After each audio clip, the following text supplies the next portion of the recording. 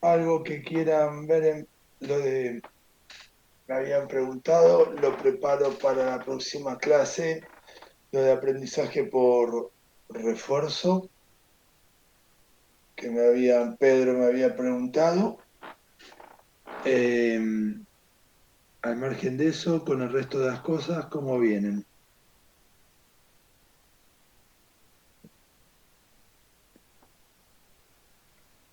A mí todavía me falta un poco del TP. Bueno, Profe, consulta, ¿esta no es la última clase? ¿esta es la última clase? Yo por el calendario tenía hasta hoy, me parece. No, esta clase, esta semana es miércoles y viernes seguro. Ah, ok. O sea, esta sería la última semana. Ahora me hiciste dudar.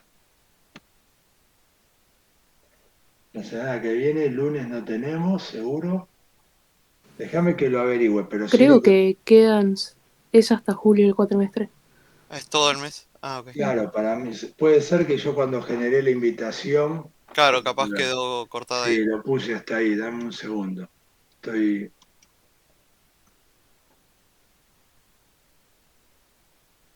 déjame ver, ya lo solucionamos. Hoy es hasta 12. Igual es Así, siempre en el mismo Meet, ¿no? sí,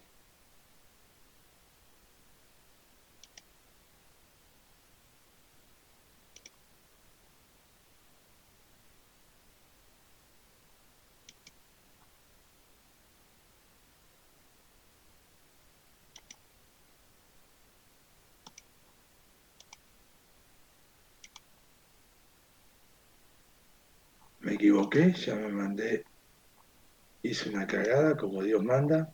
No, sí, como Dios manda. ¿Qué hice? Ay, Dios mío.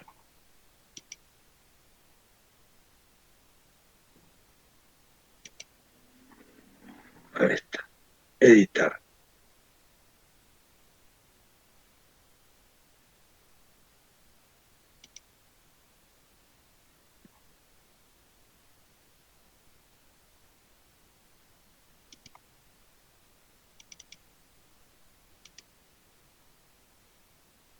Personalizar.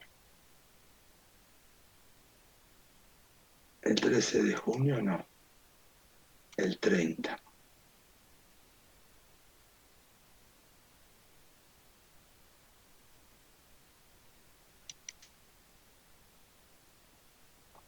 Bueno, guardar, aceptar, enviar. Si no me equivoqué, ahí estaría bien. El segundo que enviaron, el segundo tuvieron que recibir una invitación en donde está hasta el 30.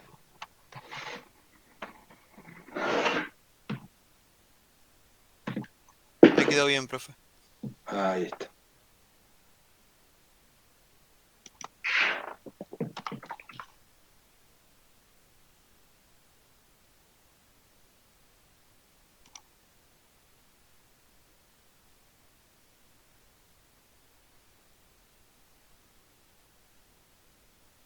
Perfecto.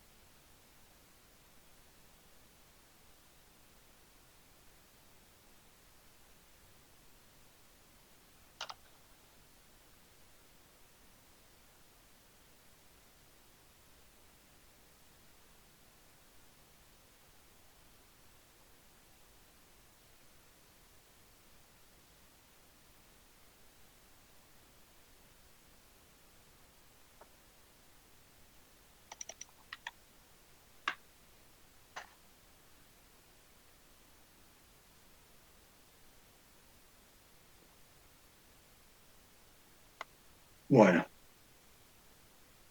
eh,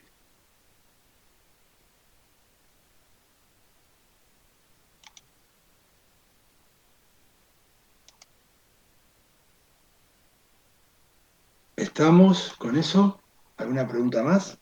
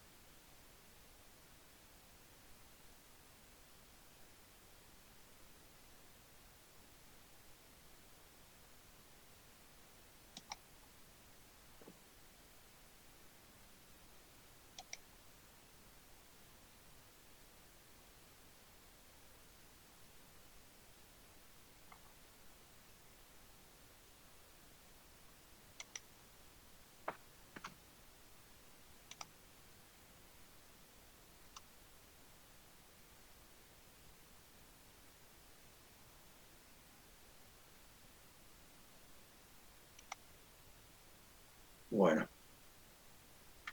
arranquemos.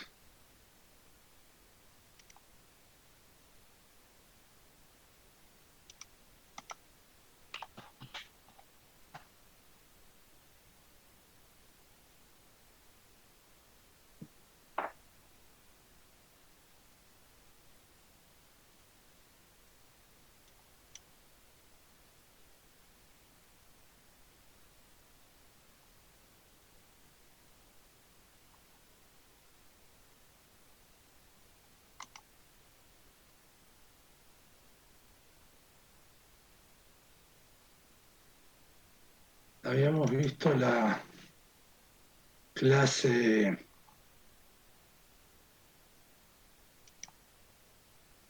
ahí está, delivery. Bueno, acá me están llegando algunos que estaban mal, otros que aceptaron.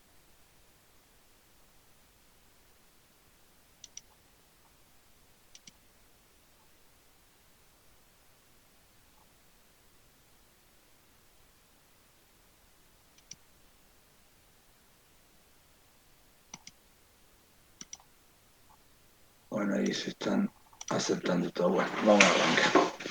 Día lunes complejo.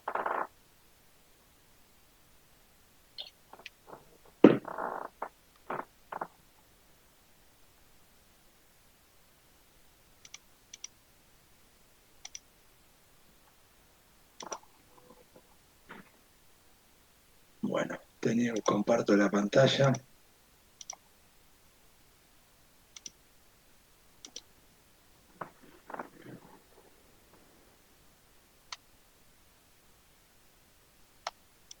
El viernes habíamos visto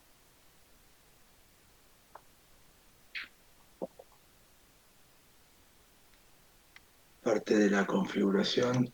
Vamos a ver un repaso con esto y ya cerramos el procesamiento del lenguaje natural. Algunos comentarios con respecto a lo que es el procesamiento del lenguaje natural hoy y las cosas que se están haciendo. Número 1.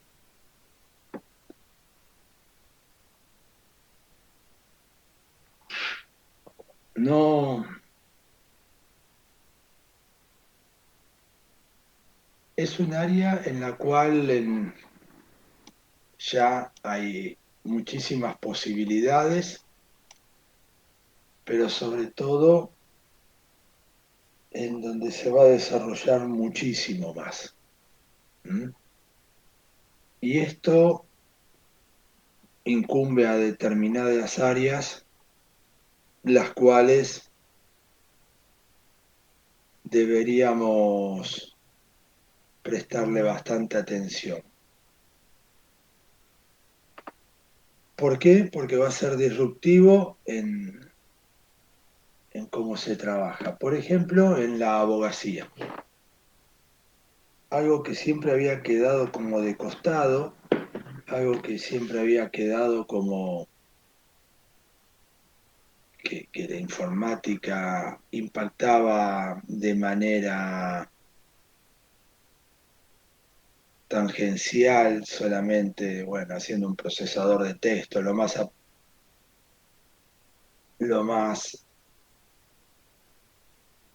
dramático fue el cambio de utilizar un procesador de texto a lo que nosotros conocemos. Hoy no es tan así.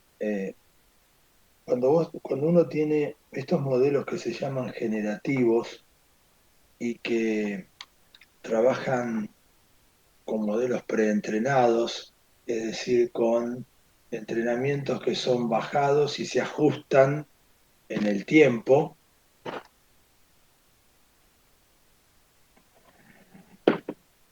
eh, con toda la bibliografía que existe,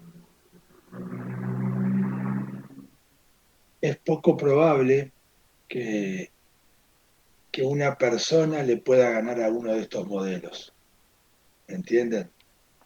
¿Cuál es la característica para que entiendan en qué áreas va a ser más disruptivo el procesamiento de estos modelos de transforme, lo que estamos viendo de procesamiento del lenguaje natural con respecto a otros modelos, a otras áreas, para ser más preciso? Lo más interesante de todo esto es que nosotros, cuando tenemos que trabajar con el ChatGPT, ¿cuál es el aspecto complejo que ustedes ven para la gente de ChatGPT cuando lo desarrolló? ¿Cuál fue el mayor desafío? ¿Qué entienden ustedes que fue su mayor desafío?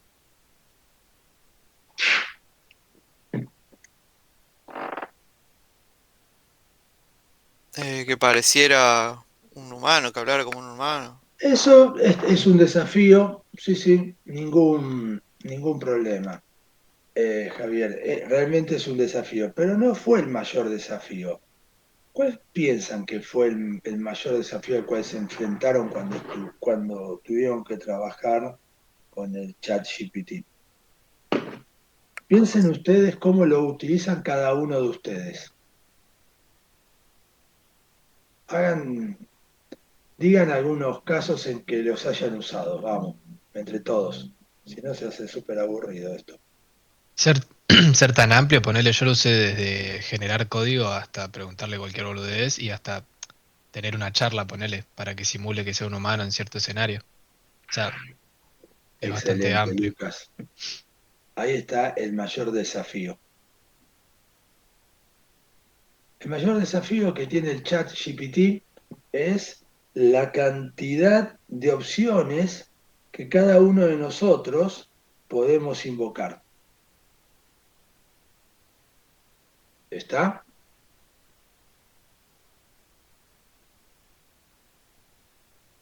La mayor cantidad de opciones que nosotros podemos invocar. Cada uno de nosotros podemos tener algún interés particular y simplemente preguntarle algo distinto. Ese es el problema con el cual cuenta o al cual se tuvo que enfrentar la gente de ChatGPT. Porque cada uno de nosotros preguntamos lo que se nos antoja. Ahora, por otro lado, cuando vos estás con la misma tecnología, con los mismos modelos, pero estás en un área más acotado, como es el de el de las leyes, y dentro de las leyes de un conjunto todavía más acotado aún, en el cual es, no sé, es civil, penal, eh, económico, o las distintas áreas con la cual trabajamos. ¿Qué es lo que nos sucede? ¿Cuál es el desafío? Se simplifica porque se enfoca y tenemos un cuerpo completo de información donde se pueden sacar todas las preguntas. La jurisprudencia más la bibliografía, son las leyes y el código penal o el código civil, y no te vas de ahí. No podés hacer referencia en lo civil a otro código, más que el código civil, porque es todo lo que atañe, y más la jurisprudencia que exista hasta este momento. Cuando vos pones todo eso ahí arriba, ¿qué sucede? Es un conjunto acotado, aunque parezca muy grande, es un conjunto acotado de documentos. Entonces, cuando le preguntan sobre algo particular, estos modelos abarcan nunca podemos decir el todo, pero un amplio espectro, con lo cual las personas los abogados, no podrían competir fácilmente. ¿Lo ven? Esa es la diferencia. Esa es la principal diferencia con la que estamos manejándonos en este momento. En otras situaciones, no tenemos esta facilidad, pero en estas áreas puntuales, sí. Entonces va a ser revolucionario lo que ya están haciendo en, en determinadas áreas puntuales de, no sé, el otro día tuvimos que, por la facultad, tuvimos que ir a dar una charla a la gente de la FIP. No lo terminaban de entender muy bien, pero ya estaban bien encaminados las personas de la FIP. Entendían que con algún modelo símil chat GPT, no necesariamente tan sofisticado, todos ellos podían averiguar toda la jurisprudencia, todo lo que había para tomar decisiones, cosa que hasta este momento ahí me enteré que era un dolor de cabeza.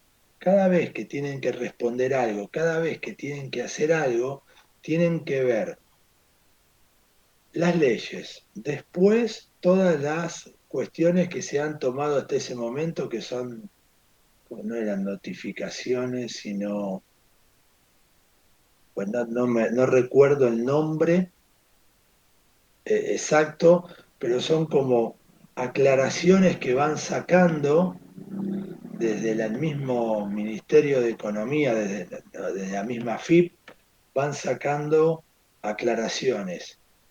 Y son muchísimas, y el problema era que muchas van haciendo aclaraciones de las aclaraciones. Entonces, vos te quedaste con la última aclaración, pero esto era parte de una aclaración de otra aclaración. No es que eran todas ahí está, de las circulares, eso que no me salía, de las circulares. Y, no lo, y era una aclaración de una aclaración y, y lo tenés que ver. Y eso es un dolor de cabeza porque no está relacionado, tenés que hacerlo vos manualmente. Es un trabajo que tienen ingentes cantidades de contadores, de personas que se dedican a eso, solamente para revisar una sola respuesta. Y con esto se lo resolvería. Y también, fíjense, porque esto me pasó en el último mes. Tuvimos que ir a hablar al Banco Central, que también tienen exactamente el mismo problema en otra área. Hay resoluciones de las resoluciones, con circulares, con todo. Es mucha documentación, pero es de un problema acotado, es en torno todo a un problema. Y ahí en el Nación era más interesante el problema. Era mucho más divertido el problema. ¿Saben que hay 4 personas, 4 o 5 tipos que ya tienen la edad de jubilarse, que están como los 70 años y no los dejan jubilar? Porque son los que a lo largo de muchísimos años se fueron especializando en esto, entonces recuerdan y ya tienen una gran experticia para revisar cuando hay que hacer contestaciones y todo en toda la documentación. Y uno de los grandes problemas que me presentaban era, ¿qué hacemos con estos tipos cuando se jubilen? Porque son los que tienen el conocimiento de cómo ir a buscar, cómo entender, cómo interpretar, cómo hacer la relación entre las distintas circulares. Bueno, en esos lugares que hasta este momento eran tan alejados de de la, del común de la informática o la inteligencia artificial, hoy esas mismas áreas nos están solicitando que le demos consultoría, o sea, consultoría de onda, ¿no? Porque vas, hablas y nada más. Eh, que les expliques en dónde lo podrían aplicar. ¿Está? Así que acá tienen un área en la cual ustedes se podrían especializar, que es dentro de la inteligencia artificial, específicamente en lo que es el procesamiento del lenguaje natural. Con eso van a lograr eh, trabajar eh, bastante, bastante bien. Y van a tener una oportunidad laboral muy grande. Y una vez cuando ustedes aprendan tres, cuatro rudimentos básicos de esto, van a ver que se aplica a cualquiera de estas áreas porque los modelos son siempre los mismos. Sí, Javier.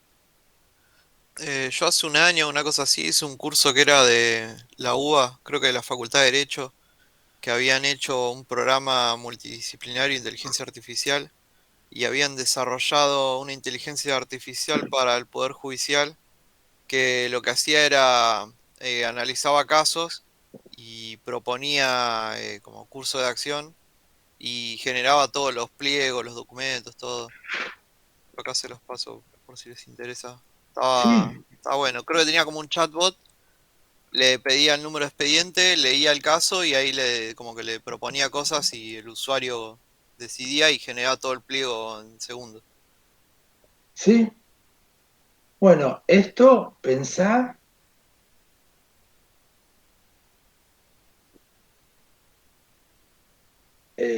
que es desde el punto de vista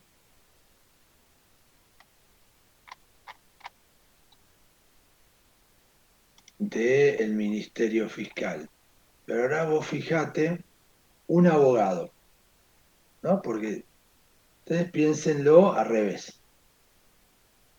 Antes, ¿cómo eran los abogados? ¿Cómo era el proceso de los abogados? Era linealmente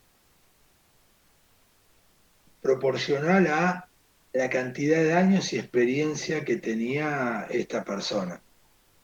Más años tenía, más estabas en tribunales, más sabías de leyes, mejor te iba y eras un abogado, se supone, más respetado. Hoy, con estos modelos, no necesariamente tenés que tener años, es más, quedan totalmente fuera de, de juego estos muchachos. Entonces tienen que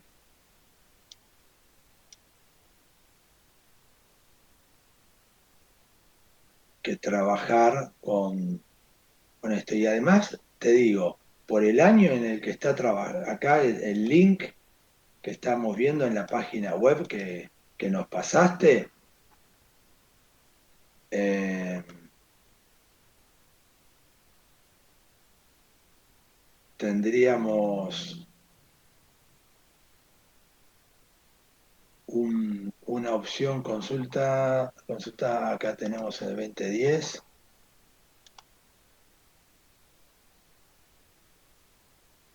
crítica, herramientas de inteligencia artificial. Ah, mira, es un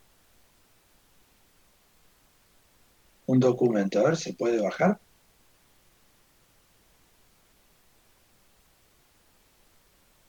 descargar, a ver lo que hicieron los muchachos.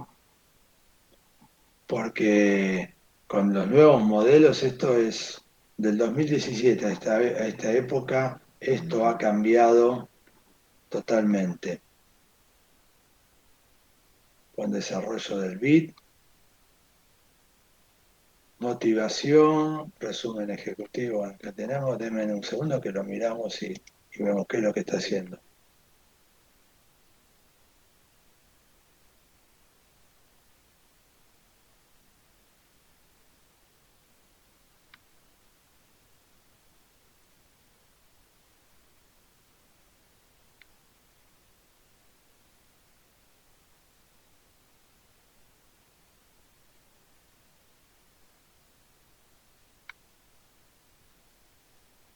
Bueno, sí, es exactamente lo que uno espera.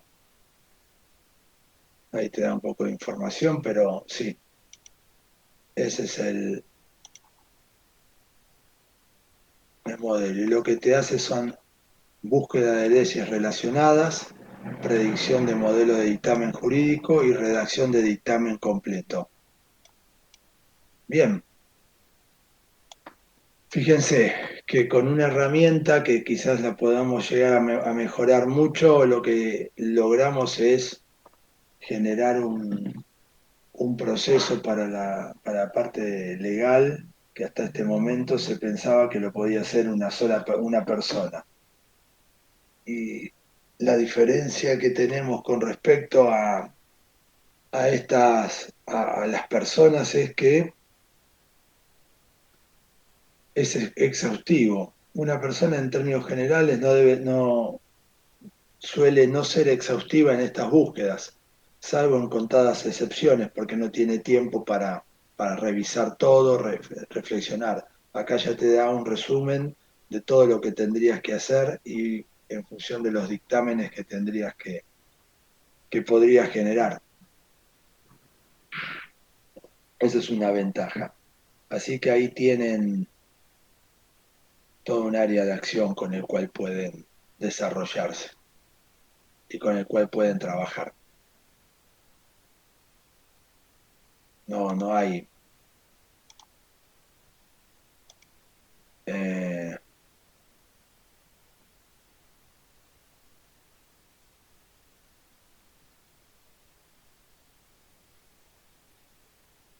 no tiene mucho secreto esto.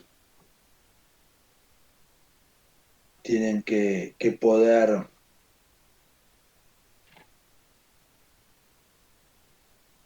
tomar esa información. Y sí, métanse acá.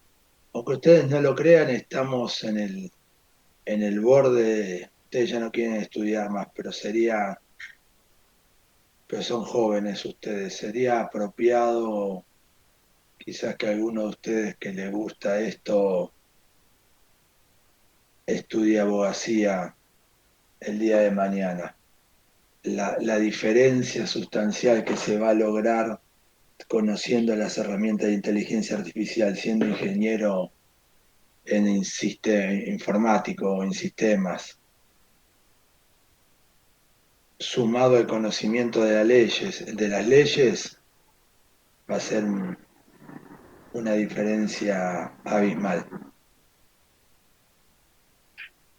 con el cual ustedes van a poder contar. Bueno, ¿alguna opinión hasta acá?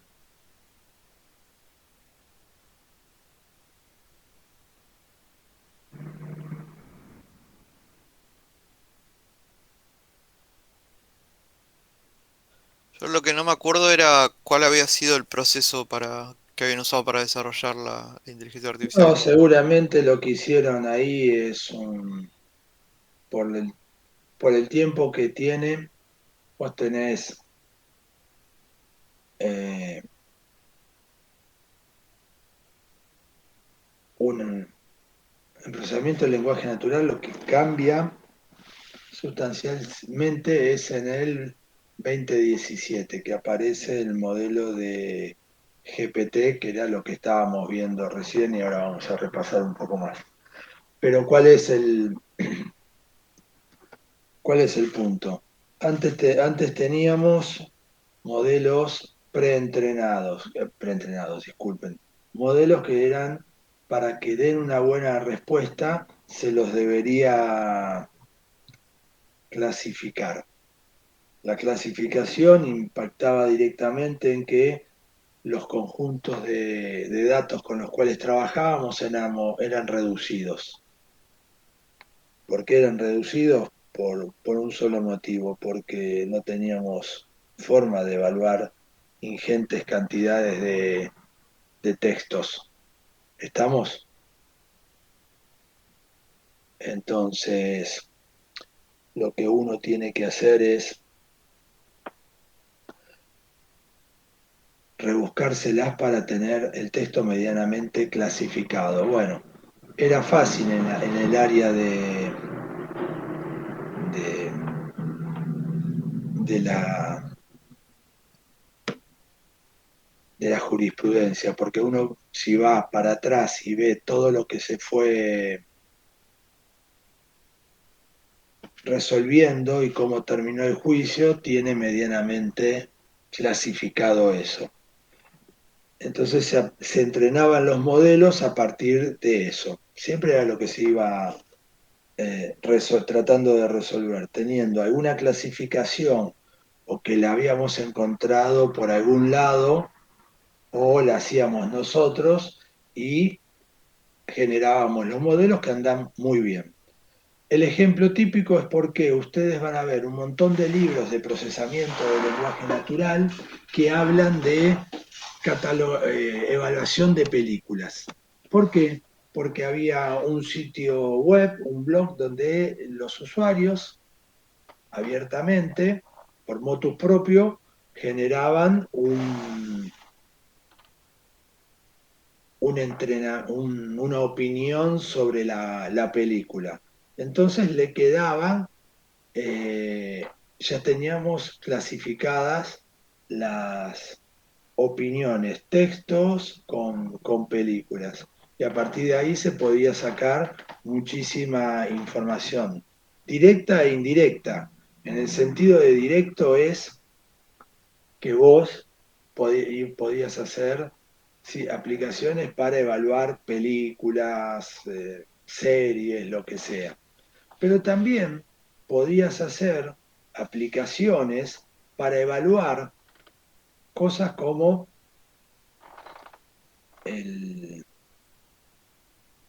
si eran positivas o negativas, genéricas. ¿Por qué? Porque los textos encerraban un conjunto de palabras para cuando eran evaluaciones positivas o negativas. Entonces ahí tenías más o menos la forma de resolver estos problemas. Bueno, una vez que tenías esta clasificación de alguna forma, trabajabas. Eso era lo habitual en este mundo. Bueno, ¿qué hizo el chat, los modelos de GPT? Exactamente eso. Demostrar que vos no lo necesitabas. Por eso van a ver que muchos libros tenían situaciones como clasificación de vinos, porque estaban todos de algún momento, de algún lugar, los habían sacado y ya estaban tagueados. ¿Mm? Y ese era el secreto. GPT lo que cambió rotundamente y por eso explotó el procesamiento del lenguaje natural en los últimos 5 años. ¿Por qué digo 5 años y específicamente 5 o 6 años, pongámosle ahora? Contando ese mismo año, es en el 2017 porque fue el primer modelo que se extrajo. Se publicó, el primer paper que se publicó con la teoría de GPT, con el GPT-1. ¿Y por qué? ¿Qué decía la teoría del paper? Simplemente era lo mismo que yo puedo hacer con un texto, con un texto preclasificado de antemano y tener ese alto grado de certeza, porque la principal diferencia que nosotros teníamos era cuando trabajábamos con un texto preclasificado, el grado de certeza que nos daban los modelos, las redes neuronales, Long Short Term Memory era uno de los modelos que se utilizaba habitualmente, era muy alto. Estos muchachos lo que demostraron era que no hacía falta tener el texto preclasificado. Y ese texto preclasificado se podía cambiar por muchísimo texto sin clasificar. Y el resultado era similar. ¿Está? Se cambió poco texto, aunque a nosotros como personas nos parezca que era un montón de texto, poco texto preclasificado por mucho texto sin clasificar. Entiendan, cuando decimos mucho texto es mucho texto sin clasificar. Entonces, ¿qué era lo que iba a pasar? ¿Cuál es la teoría subyacente que hay en esto? Si vos tenés muchísimo texto sin clasificar, y nosotros ya a esta altura del partido conocemos bastante modelos que agrupan por similitudes sin la necesidad de tener ninguna clasificación, el resultado final que íbamos a tener era algo muy cercano a todas las posibles evaluaciones que nosotros podríamos hacer con respecto a un texto. Entonces ahí estaba el secreto. En vez de tener pocas con la preclasificación y saber cuáles eran las palabras que se utilizaban para darle el ejemplo más remanido, positivo o negativo, y ya lo teníamos clasificado, si nosotros tuviéramos muchísimo texto y lo tuviéramos agrupado por similitudes, y acuérdense que a mediados de o a principios de los 2000, del 2010, 2012, aparece el concepto de contexto. Si nosotros manejamos un modelo que maneja contexto y además maneja gran cantidad de volumen de texto, nosotros tenemos el concepto de GPT, donde nosotros vamos a poder clasificar texto sin la necesidad de haberlo preclasificado de antemano, de poder responder a partir de esos documentos respuestas, inferir conocimiento, hacer una clasificación, simplemente porque se juntaron dos conceptos básicos. En primer lugar, el concepto del contexto, de haber entendido que la palabra simplemente no es la que da la mayor cantidad de información, sino que es dónde se encuentra, cuál es el contexto donde se encuentra esa palabra, y eso lo que nos hace es entender el significado de la palabra. Y por otro lado, tener muchísimo texto. ¿Por qué queremos tener muchísimo texto? Porque queremos conocer la mayor cantidad de posibilidades donde se están utilizando estos contextos y clasificar contextos similares.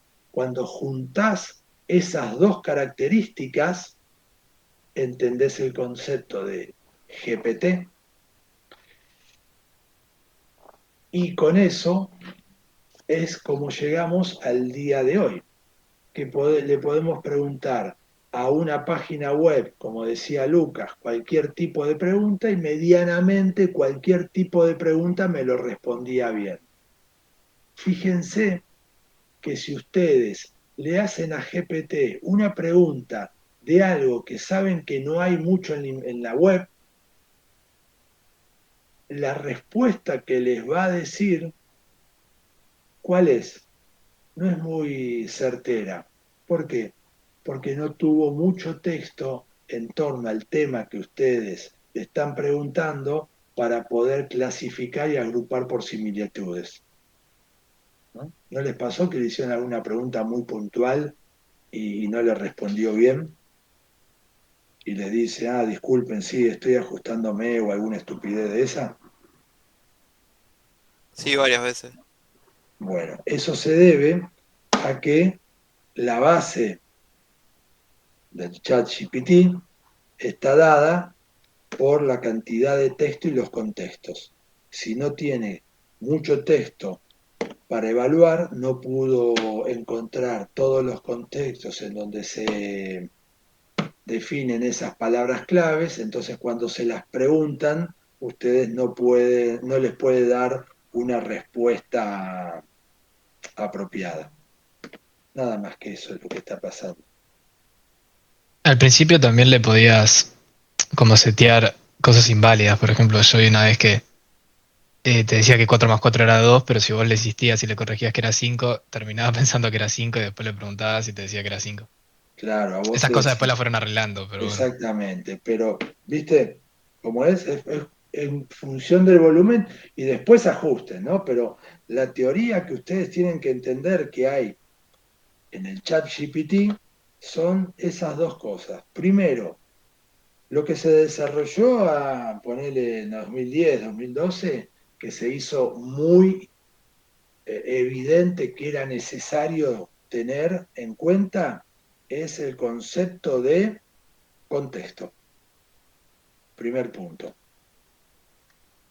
Cuando vos tenés el concepto de contexto, no dejás de evaluar palabras, dejás de utilizar el método estadístico que se utilizaba principalmente hasta ese momento en procesamiento del lenguaje natural.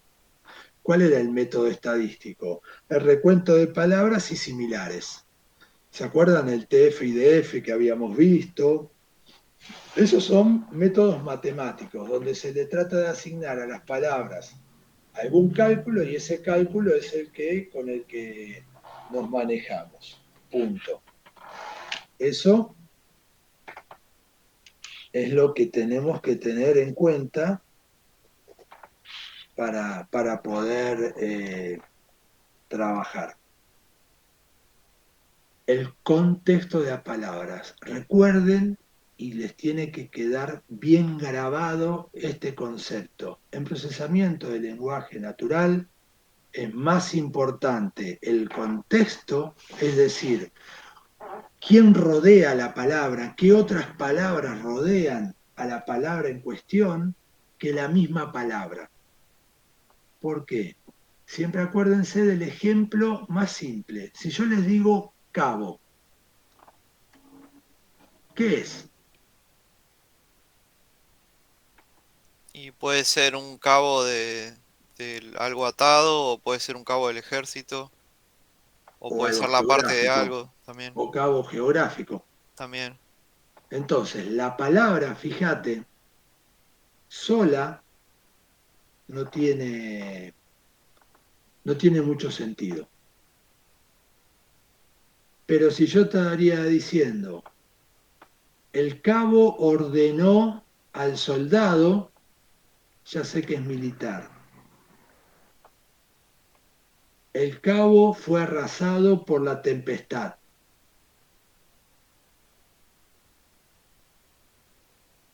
El cabo se soltó. ¿Ven? Fíjense cómo el contexto, es decir, cuando yo digo contexto es las palabras que rodean a la palabra en cuestión, es más importante que la palabra en sí. Es lo que nos termina de definir el significado de la palabra. Porque no es que nosotros estamos dejando de lado el contexto, la palabra en sí. Para ser exactos, lo que debemos entender es que nosotros lo que hacemos es enfocarnos en en cada una de las palabras en su relación con las siguientes. Es por eso que surge el concepto de embeddings, esos arrays que habíamos hablado el viernes, en los cuales está una palabra en relación a otro conjunto, a otras palabras. ¿Y cuán relacionadas están? La relación es cuántas veces aparecieron juntas, cuántas veces aparecieron a dos posiciones o a tres posiciones. Eso se define en el momento del entrenamiento. Cuanto más grande es la ventana que nosotros ponemos, más contexto tenemos, pero también es más capacidad de procesamiento tenemos al momento de generar el modelo, porque tenemos que hacer más cuentitas. ¿Se acuerdan cuando surgió el ChatGPT que decían 170 millones de parámetros? ¿Sí? ¿Lo recuerdan? ¿No? ¿Nadie lo recuerda? Bueno, cuando apareció la versión 3 decía 170 millones de parámetros tiene. ¿Qué son? Las relaciones que van haciendo, combinaciones que se van haciendo. Entonces, ahí tienen el principal concepto. Acuérdense, hoy por hoy los principales modelos de procesamiento del lenguaje natural toman estos dos conceptos, el contexto de la palabra, para armar estos embeddings, estos arrays de relaciones de una palabra con el resto de las palabras, y lo segundo con lo cual trabajan es cantidades ingentes de texto. Cuanto más texto tengas para analizar, es mejor. ¿Y por qué es mejor? Porque vas a poder encontrar, va a alimentar lo primero que estábamos diciendo, que eran las relaciones. Entonces, esto es como cuando se presentan a un examen y ustedes tienen al momento del examen todo el compendio de preguntas que le pueden llegar a hacer porque leyeron todo y estudiaron todo no sé, el único libro que les podía tomar el profesor. Como cualquier conocimiento que ustedes podían hacer está dentro de ese libro, es de suponer que van a poder responder afirmativamente ante cualquier pregunta que le haga el profesor. De la misma forma que está trabajando ChatGPT. Y para finalizar esta charla, por ahora, el punto es, y ahí tienen que entender ustedes muy bien, ¿cuál sería el problema? Imagínenselo ustedes el mismo examen. Era un solo libro y se pusieron y estudiaron y estudiaron y estudiaron y estudiaron ese mismo libro. Y sabían. Si el profesor les hace una pregunta que tenga poco procesamiento de inferencia de conocimiento, o sea, un conocimiento que sea más directo, que le pregunte algo puntual que estaba en el libro. ¿Cuántas fueron, no sé, libro de historia, cuántas fueron las batallas que ganó tal ejército en tal época? ¿Cuál es la probabilidad de que ustedes, asumiendo que lo recuerdan, que lo contesten bien? Y 100%. Y exactamente. Ahora te hago esta pregunta, Javi. Infiérame qué hubiese sucedido si en la batalla de Waterloo, Napoleón hubiese ganado. Y ahí medio que no hay respuesta correcta. Bueno, ahí está el concepto que deben entender ustedes de la inteligencia artificial. La inteligencia artificial, aunque digamos es inteligencia artificial, qué barro, estos tipos que saben inteligencia artificial son súper inteligentes, porque además de su inteligencia trabajan con la inteligencia artificial. Bueno, y para que ustedes entiendan dónde se tienen que mover en esto, es en lo siguiente. Inteligencia artificial es muy buena y ha superado al ser humano largamente, y eso te va a tener consecuencias, en procesos en los cuales la necesidad de inferencia de conocimientos abstractos no es tan importante. ¿Mm? Dicho de forma coloquial, es en donde el conocimiento se puede sacar, se puede extraer rápidamente, con algún cierto grado bajo de inferencia, pero en los procesos en los cuales se necesita el uso de la creatividad y de la intuición, del concepto de intuición que manejamos los seres humanos, la inteligencia artificial todavía es muy burda. ¿Mm? Entonces, hay situaciones en las cuales la inteligencia artificial va a andar muy bien. ¿Y por qué les decía? Y todo esto lo cierro con lo de la abogacía. Porque ahí la abogacía se basa en hacer relaciones de cosas que ya sucedieron. Es decir, o en jurisprudencia o en las leyes que ya se dictaron.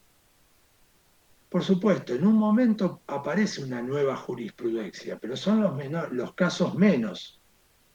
La inmensa mayoría de los casos, un abogado se relaciona con, o sea, responde cosas que teníamos, o es que, como dicen los abogados, estamos haciendo escritos que son un refrito de situaciones anteriores. Entonces, en esos puntos la inteligencia artificial es ampliamente superior que las personas. Pero si uno quisiera generar una nueva jurisprudencia porque quiere presentar un caso de una manera innovadora, la inteligencia artificial ahí no sabe mucho. Sí, Javi.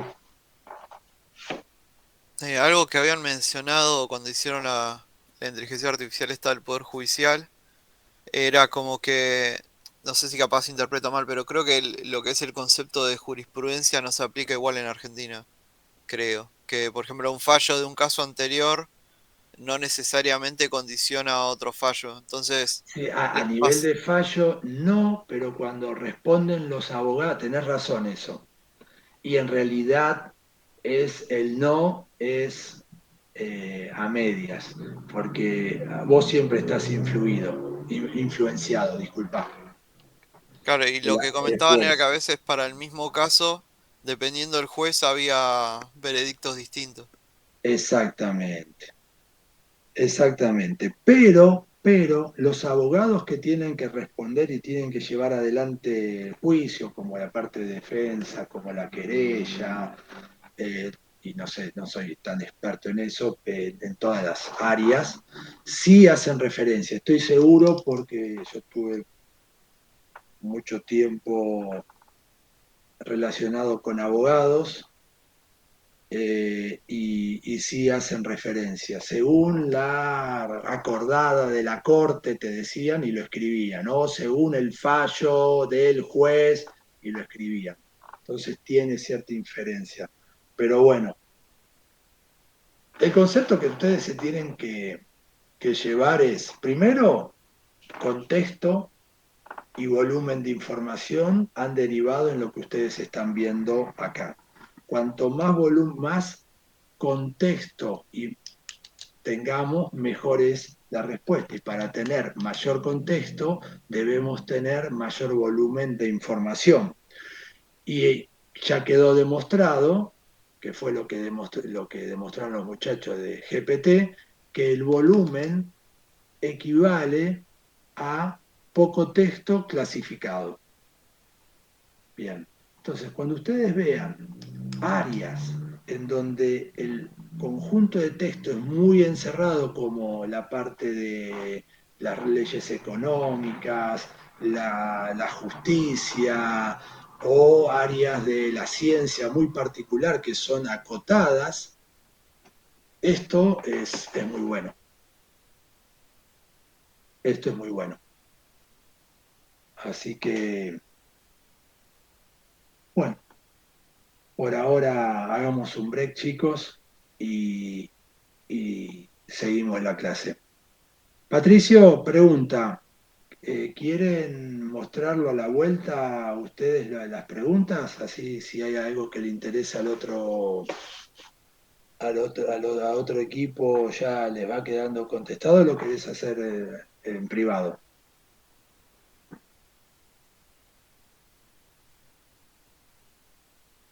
Dale, si no te molesta, preséntenlo, hagan todo después cuando volvemos, para que si hay otro de los grupos que tiene alguna duda y se la respondemos.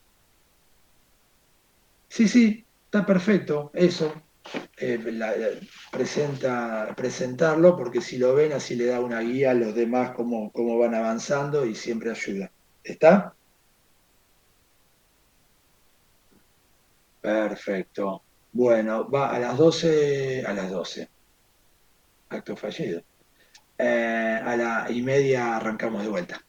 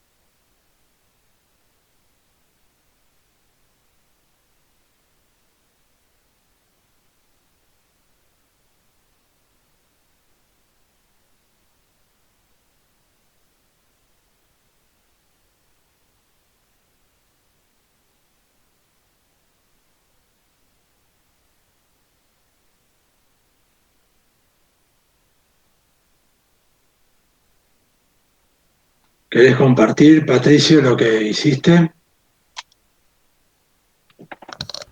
Profe, dale, no sé si está Iván que iba a compartir mi compañero. Dale, ahí comparto yo que comparto con la compu laburo.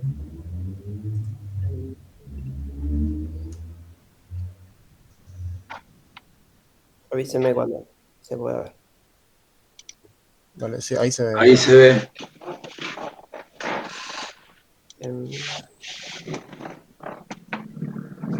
Nada, un poco separamos en distintas secciones, ¿no? Primero empezamos con la parte de data cleaning para poner así en contexto. El trabajo va con predicción de lo que sería compra de productos de ropa, particularmente de la marca H&M. Vendría a ser como si fuese un sistema de recomendación. En lo que es datasets, tenemos uno de los artículos, uno de lo que serían los compradores, las transacciones y ahí se me fue el que tenía el sample submissions. Sí, un ejemplo de lo que espera mostrar. Claro. Bueno, entonces, primero, ahí hablo, por ejemplo, el de articles.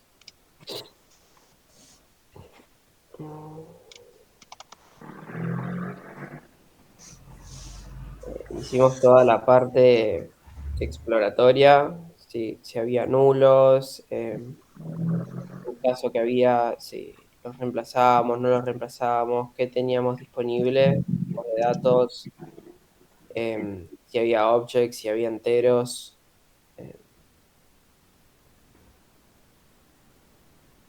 Eso es un poco lo que lo que veníamos viendo desde el principio de, bueno, si tenemos, cómo tenemos la data, cómo la presentamos, cuántos distintos tipos de subniveles hay, por ejemplo, por, no sé, tipos de artículos, nombres de productos, nada, dependiendo, ¿no? La columna o el feature que hay, cómo se subdivide. Esto también un poco lo pensábamos para decir, bueno, cuántas categorías o cómo podríamos, ¿no? Empezar a agrupar. Esto lo fuimos haciendo también con eh, todas todos los data frames. ¿Sí? Nada, no sé si vale la pena ir de manera detallada en cada una de las cosas o eh, vamos así un poco por encima. Como, a ver, como te parezca, como quieras. A ver, vos sos el que conoces todo el proyecto. Bueno, lo que es limpieza me parece que estamos bastante bien y bastante claros. Eh, por ahí nos empezó a entrar un poco la duda o nos empezó a costar un poco ver cómo seguir posterior a haber hecho como es ese análisis básico y haber entrenado unos pares de modelos. Voy para atrás. Bueno, nada, hicimos la exploración de datos, la parte de feature engineering, eh, nada, usando distintas herramientas, ¿no? Otra cosa que hicimos fue, nada, probar todas las cosas que se fueron presentando y después, nada, quedarnos con las que nos pareció que tenía el mejor resultado o representaba mejor la data. Sí, vimos que había un montonazo de librerías. Entonces, por ejemplo, eh, voy para atrás. Em, Acá la parte de Data Explorations, no sé si quieres agregar algo más, Pato, pero Sí, corrimos. más que Sí. nada, corrimos más que nada las que mostraron, las que presentaron en clase, y nos quedamos con la que nos pareció que era más visible o que era más fácil de entender que como Bueno, Pandas Profiling.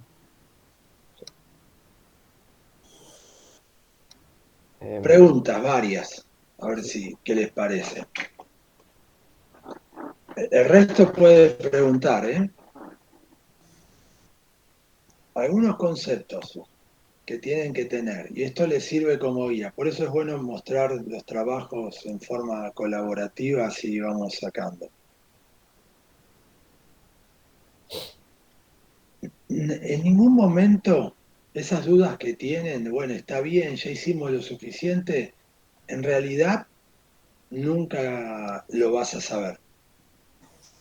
Vas a intuir, pero no vas a estar seguro y decir, ya está, lo conseguí todo, no lo conseguí, lo que sea. No. Ese es el primer punto que tenés una duda. ¿Por qué? En mi laburo diario, cuando llego ya tengo el modelo entrenado, me doy cuenta de algo y tengo que ir al primer paso. Me di cuenta que una, una feature estaba, no, era un rango que no iba, me habían dicho, me lo habían perjurado de que era de esta manera y me doy cuenta de que no es así. Punto. Así que volvés para adelante. No tenés manera de cerrarlo eso. Así que bueno, ese es el primer punto. Bueno, continúa, mostrarnos acá esto.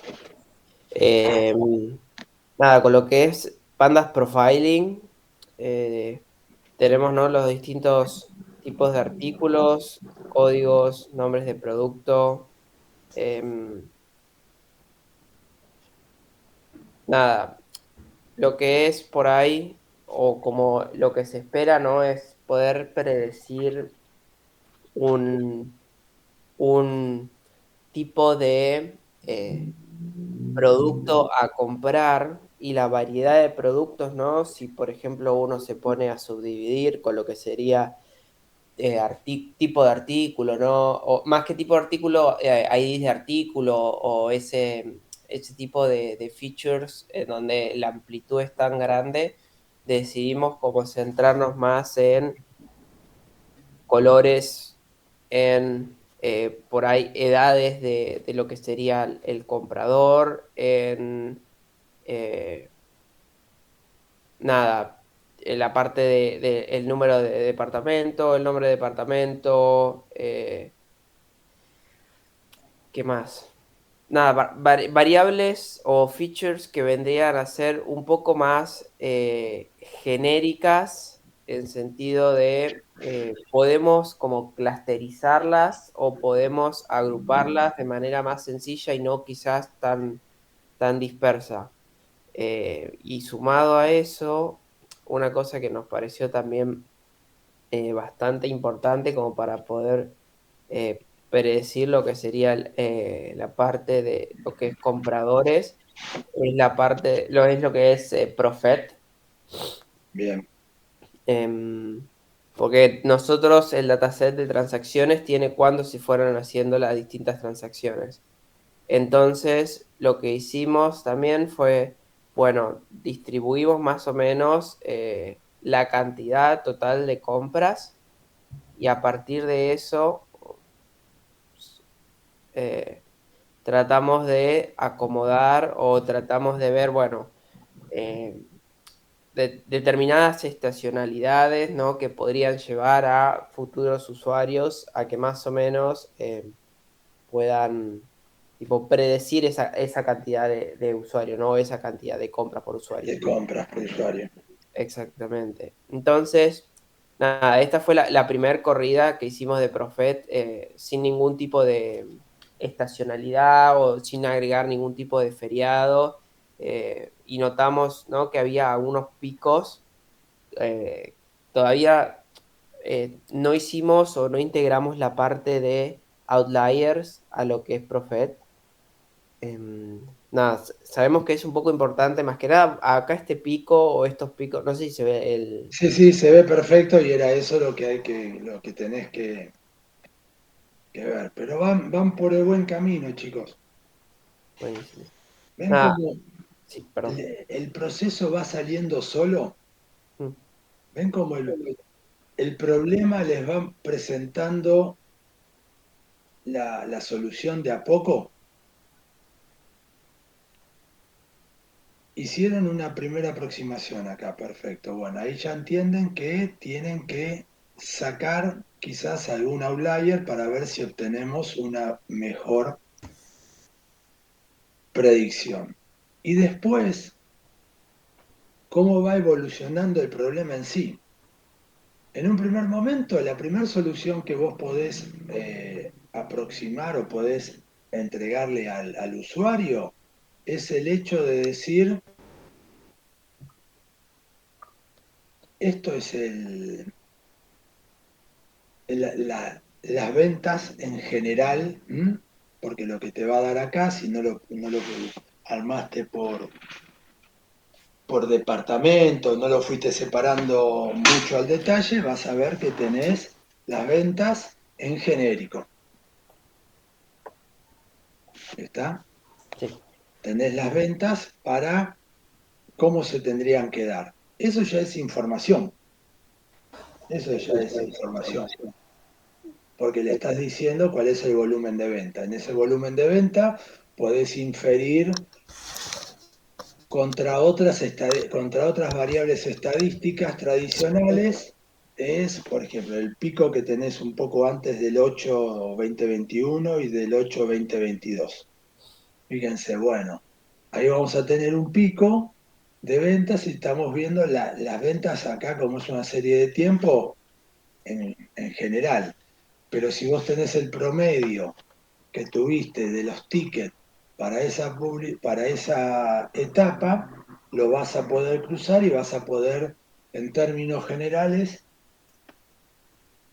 estimar, tener una estimación, no una predicción, siempre se estima, nunca se predice, aunque se utilizan como sinónimos, una estimación de la cantidad de gente que va a trabajar, que va a entrar a los locales. Ahí, dos cosas que ustedes tendrían que poder detectar. En primer lugar, que lo cruzaron. Eso es lo que estamos haciendo ahora estrictamente se llama inteligencia de negocio, ¿no? Ya dejamos de atrás la parte de inteligencia artificial, de los modelos de ciencia de datos, de machine learning, en este caso de time series, lo dejamos atrás y ahora estamos trabajando con lo que se llama, con los insights, con lo que es la inteligencia de negocio. ¿Qué hacemos con esto? Esa gráfica nos puede ayudar a muchas cosas. En primer lugar, ya tenemos una mejora. Poder sacarle. Sí, ¿qué decías, Iván? No, nada, sigo escuchando. Eh, poder sacar ver esos valores que potencialmente son outliers para mejorar mi predicción.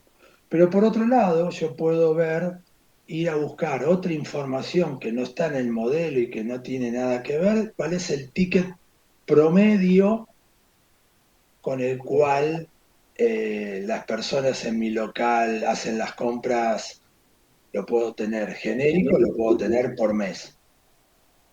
Y eso te da un insight. ¿Para qué? Tengo la cantidad específica de vendedores, la cantidad necesaria de vendedores para esta cantidad de personas, los estacionamientos, las demás cosas que son en torno a un local, para generar una experiencia de venta. ¿Ven? Como eso se llama inteligencia de negocios. En un momento, el modelo que vos estás haciendo, uno cree en una primera instancia que el modelo es todo, ya está, lo hice, ya está, ya tengo todo. No, es el primer paso recién, porque después tenés que trabajar con el business intelligence. Bueno, ¿qué hago con esto? ¿Cómo lo uso? ¿Cómo lo aplico a mi negocio? Una de las formas es lo que le acabo de decir. Después ir al proceso número 2, que es ver esos outliers y sacarlos para tener una mejor predicción. Después, el resto del equipo, ¿en qué se imaginan que podríamos mejorar esto? ¿Qué podríamos hacer?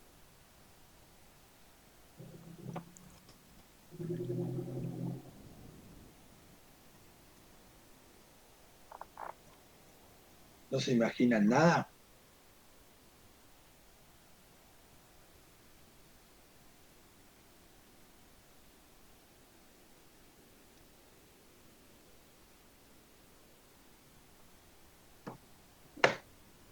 ¿No? Por ejemplo, podríamos hacer esta misma serie de tiempo, pero por departamento. Podría ser la misma serie de tiempo por familia de productos y ver cuáles son los comportamientos. ¿Son todos similares? ¿Hay algún comportamiento que es distinto al otro en función de lo que tengo que hacer? ¿Ven? Claro. Sí, sí, se entiende. Entonces lo pongo, y después hago una gráfica y pongo uno arriba del otro, multivariable, ¿no? Uno arriba del otro, el gráfico. Y lo solapo y veo, a ver, hay comportamientos que se superponen, que son similares, hay otros que son antagonistas, es decir, ¿tienen una correlación positiva o otros tienen correlación negativa? ¿Puedo encontrar algo de eso? Ese es otro insight, ese es otro, es la inteligencia de negocio. Tengo algunos que no tienen correlación, que no le encuentro patrón, perfecto. Fíjense, solamente con una serie de tiempo, es decir, fecha, la unidad de tiempo que sea la que corresponda, la que tengan ustedes, y después un total. Después pueden empezar a jugar si tienen por horas. ¿No? Capaz que tienen las ventas por día, pero podrían sacarla por mañana tarde. Probamos, el dataset no nos provee tanto detalle, o sea, nos da el timestamp llega hasta día. Perfecto. Es con lo que tenés que lidiar. Hasta día lo tenés. Pero vos te podés, ya como es una serie de tiempo, te podés formular varias preguntas. Por ejemplo, pregunta número 1.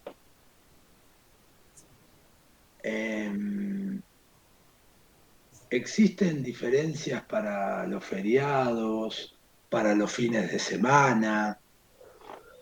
Y con eso solo ya tenés un montón de información que vos podés ir sacando. Acá tenés cómo se vende en la semana, después por los meses. Sí. Una cosa que nos dimos cuenta en lo que fue eh, el daily no está aportando nada, No porque no tiene la información y te lo toma genérico.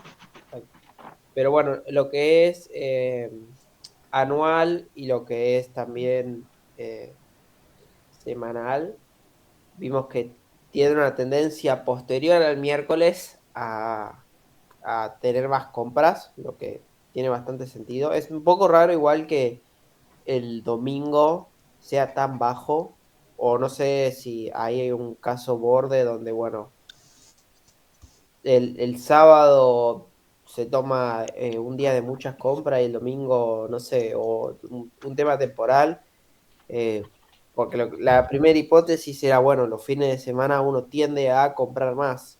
Eh,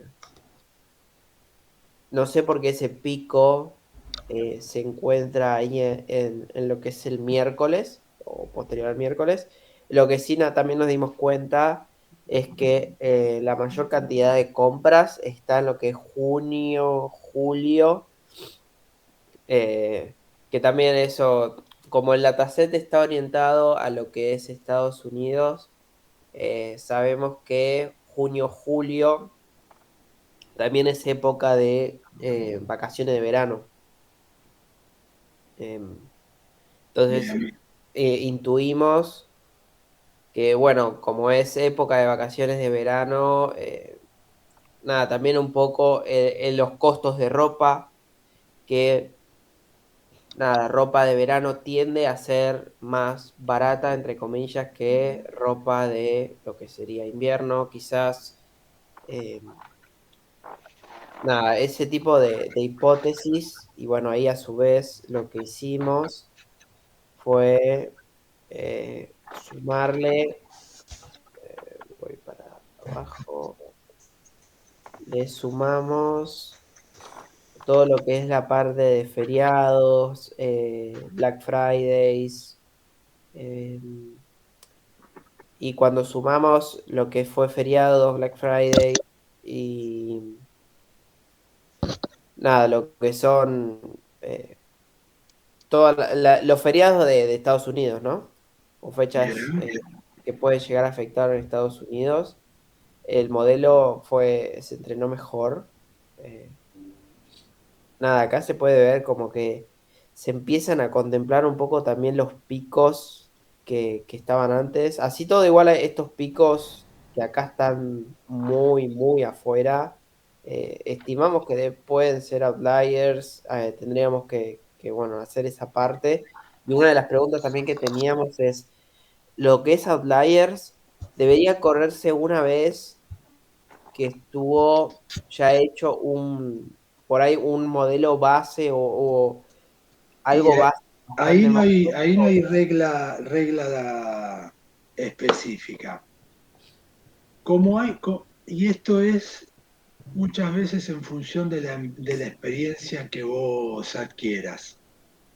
Por lo general, cuando yo tengo que trabajar con problemas de venta, de estimación de ventas o de stock o estimaciones de este estilo, donde hay procesos de venta involucrados,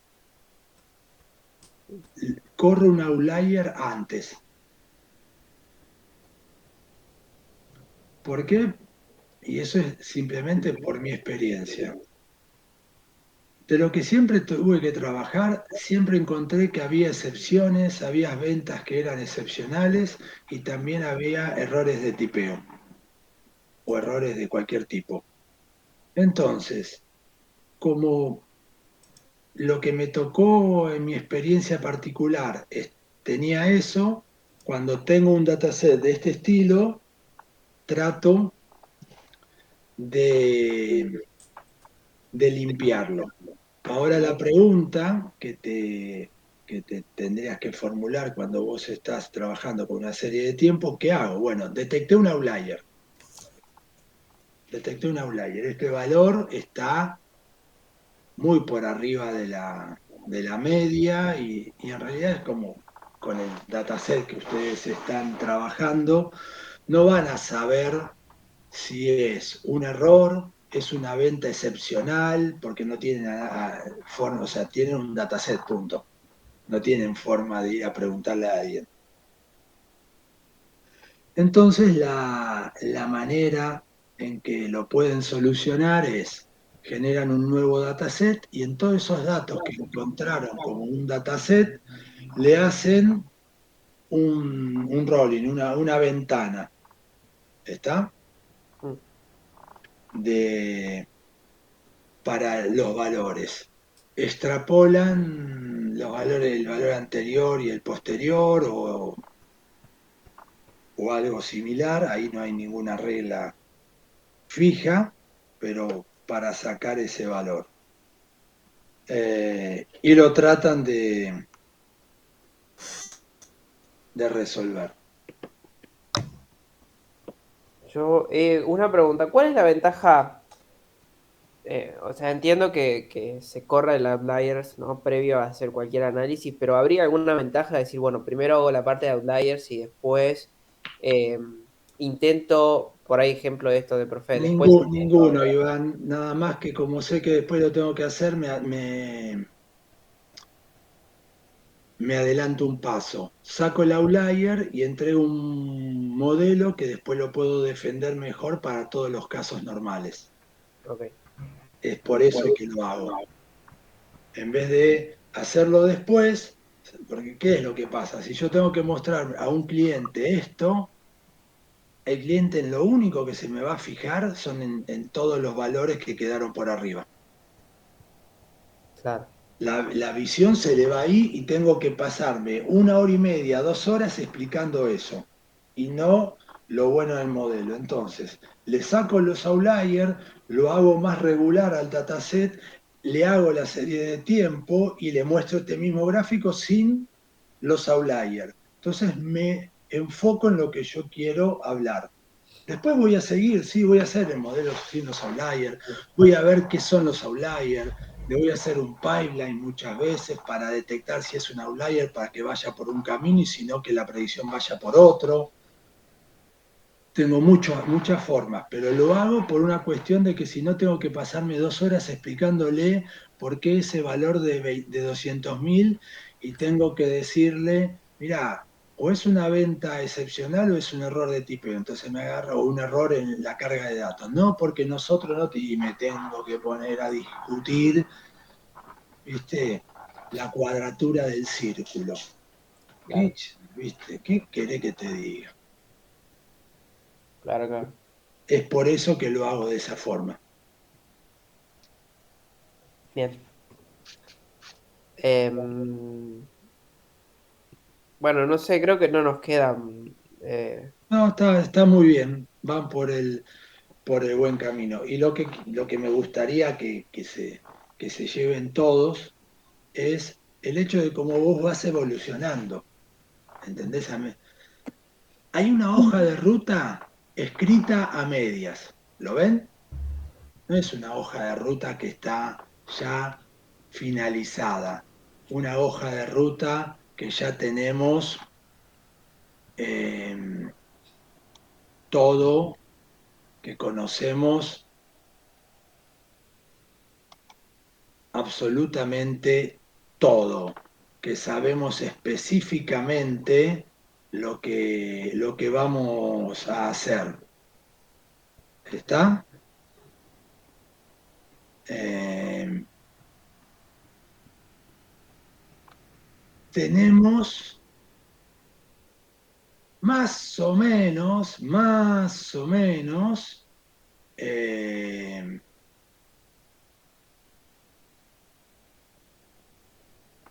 por dónde caminar. ¿Estamos? Y después lo que hacemos es, a medida que vamos avanzando, se nos van terminando de definir el plan. Nada más que eso.